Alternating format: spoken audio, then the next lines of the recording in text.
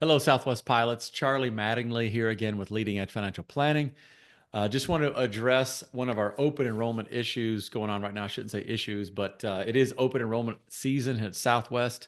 It's kind of like Christmas here at Leading Edge. We get really excited about all the benefits.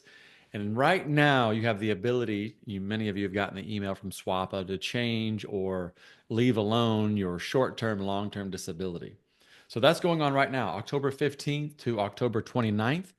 And then you're going to have the Southwest Airlines open enrollment that starts October 30th and ends November 13th.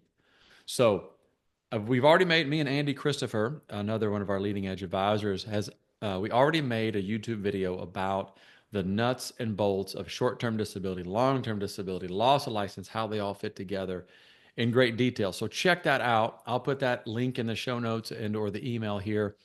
So check that out if you want a refresher on just the foundational elements of those programs, how they work together. But today I want to expand a little bit on loss of license insurance, disability insurance, and should you select taxable or tax-free benefit. Clearly, you're going to get loss of license insurance, and it's better now than it's ever been. It's 50% of your pre-disability income, whatever acronym we choose to use, PDE, MBE, they're all about the same, but 50% of your pre-disability income is uncapped, is what you're going to receive. The only choice you get, and you need to make this choice during open enrollment, is do I want to receive a tax-free benefit, or do I want to receive the taxable benefit? So the basic rule of thumb here, or actually the actual rule, is that the IRS says you have to pay taxes on the front end or the back end. So the front end means you pay taxes right now on the potential benefit, and then you would receive, if you became disabled, you would receive that benefit tax free. How do we make this decision? So basically, the rates, as you all probably know, just went up, and they went up to $4.15 per $100 of benefit. Excuse me. I think beforehand it was maybe $2.56 or something like that. So it went up a pretty decent amount. So that might raise the question with some of you, should I have the benefit at all? So I'm going to get into an example for a captain here in a minute and an FO, just to maybe shed some light on how to think about this and help you to make a great decision. So one last thing, how do you know what you currently have? There's a couple ways to do this. One is look on your pay stub. In the lower left area of your pay stub, if you see LOL tax-free benefit, I believe is what I say. If it's on your pay stub at all, that means you're paying taxes on the imputed income and you will get a tax-free benefit. If it's not on your pay stub, that means your benefit will be taxed, or it will be a taxable benefit. So real quickly, let me just explain what this means. What you see on your pay stub is not the amount that you are paying. That is the amount that Southwest is paying for the benefit. You are going to pay taxes on the potential benefit there that you might receive. And again, that's $4.15 per every $100 of benefit. I'll show you how to calculate that in just a minute. So hopefully all that makes sense. Let me just review. Do you have it? Look on your pay stub, or you can look in your Southwest benefits summary. And when open enrollment starts, you'll open your SWA Life area for open enrollment, and you'll see it on there. It's like one of the last selections that you'll make. So that's important to know whether you have it. Now, how do you know whether you want the benefit or not? Let me jump in really quickly and show you a couple highlights of scenarios. I'm going to share my screen really quickly. All right.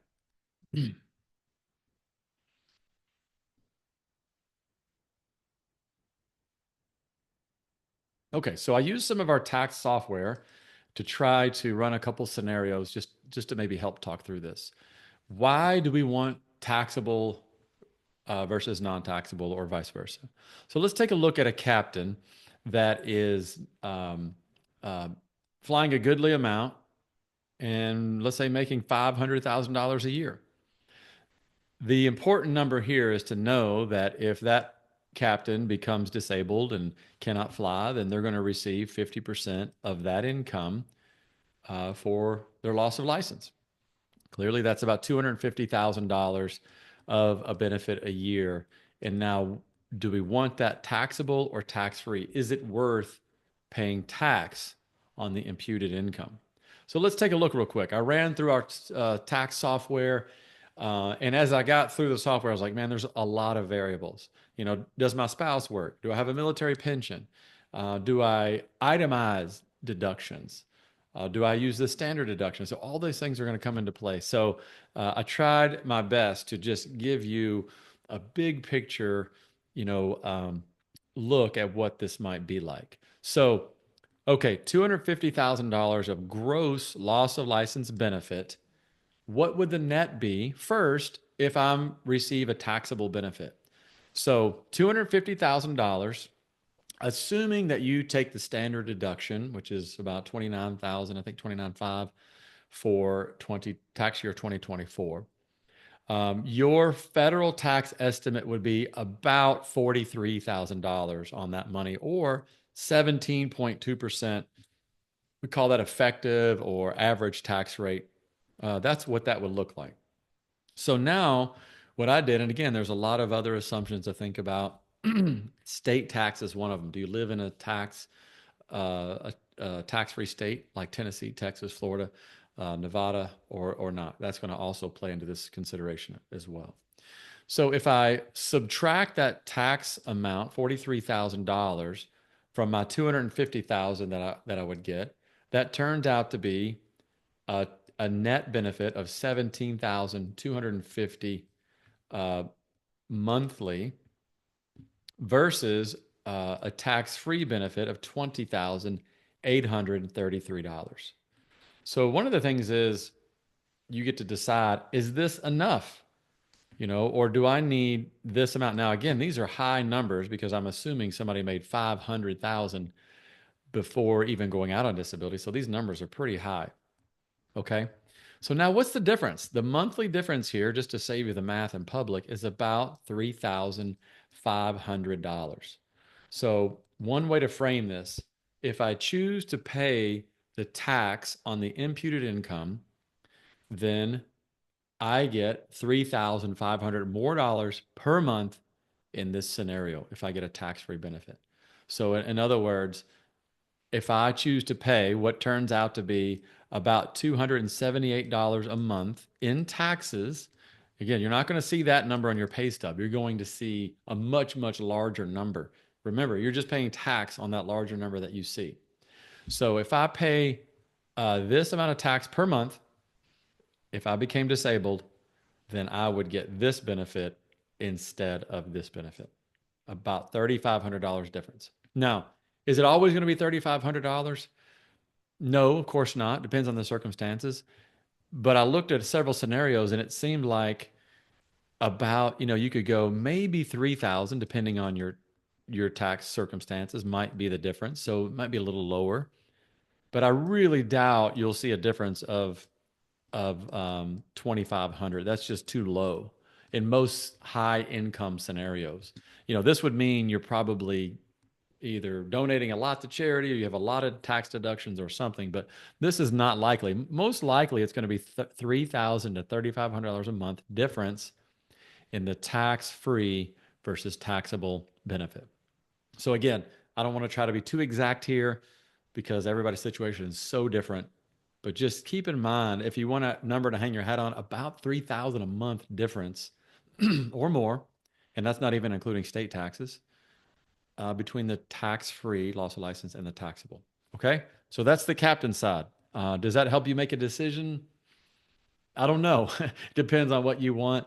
Some of you might say $278 is a lot and it's not worth it. And again, I think if you say, hey, I'm fine with this amount, then maybe that's a good decision for you. My input is I tend to want to get as much disability insurance as I can because that's the biggest risk as an airline pilot, a professional pilot, really, in anywhere is I trip and fall, I hurt my shoulder, and I'm out. I got to have surgeries, and that's an actual scenario, by the way, but anything can happen. Anytime you show up, we've had one of our clients showed up to the eye doctor for an exam, and they said you have a heart issue and you're going to be out for a long time. So you never know when that happens. So nonetheless, the point is the airline industry is very sensitive to disability, and I think about 1 in 4 pilots are disabled for at least some period of time. So with that being said, I would lean towards the tax-free benefit. Okay, that's just me. Now let's look at a first officer scenario. All right, first officer scenario where they are making $200,000 uh, pre-disability, and that's could be in the 22%, 12% maybe, depending on deductions and things like that. But nonetheless, uh, but again, the same exceptions may apply. But let's say that this person becomes disabled, they're not going to fly. Their gross loss of license benefit now is half, or 100,000. Now I am probably in the 12% marginal tax bracket after I take a standard deduction. All right. So now this is again after I'm disabled. So my taxes, my effective or average tax rate is probably going to be about 11%, or 11,000 in this case. And that gets me to subtract out the taxes from the benefit. So a gross tax-free benefit, loss of license, in this scenario would be about 838,333 per month. If I wanted the taxable benefit, it's probably going to be closer to 7416 a month. So the average, the difference there is under $1,000 now. Obviously, the difference is smaller, but the amount you pay every month in taxes is also smaller. In this case, $78.75. Okay. So again, don't get hung up on the numbers and a lot of this stuff. There's a ton of assumptions going on there, but I just wanted to paint a scenario of what this looks like. If you're an FO in this scenario, making about 200, you become disabled, you're going to get 100,000 loss of license. Do you want the tax-free or the taxable benefit? Again, I'll take $1,000 more per month if I can get it, because I'm likely to become disabled at some point in my career.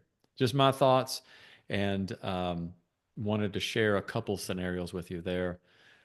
Just hopefully that helps a little bit, kind of help you make that decision. All right, so a couple scenarios that we've run into, and where people said, no, I am going to get the taxable benefit. I don't mind getting a taxable loss of life benefit. And those are maybe some folks that are closer to retirement.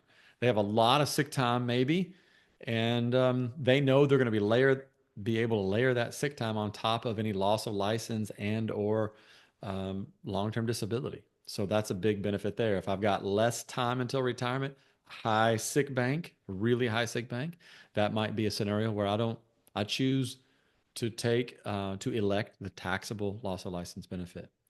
If I look at those numbers that I just showed as an example and I go, those are plenty, that income is plenty for me, I can live on half of my income easily, and maybe even a little bit more with a long-term disability, then I might choose to receive a taxable loss of license benefit.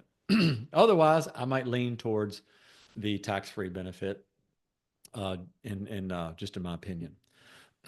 Finally, one of the things that we've learned from some of our folks that are on disability is if once you go on disability and start receiving loss of license, it will revert to a taxable, your setting, will revert to a taxable benefit setting.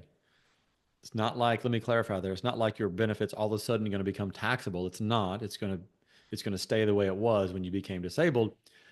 But the point there is to remember is when and if you come back from your disability, whatever it might be, you need to reset your loss of license to tax-free benefit.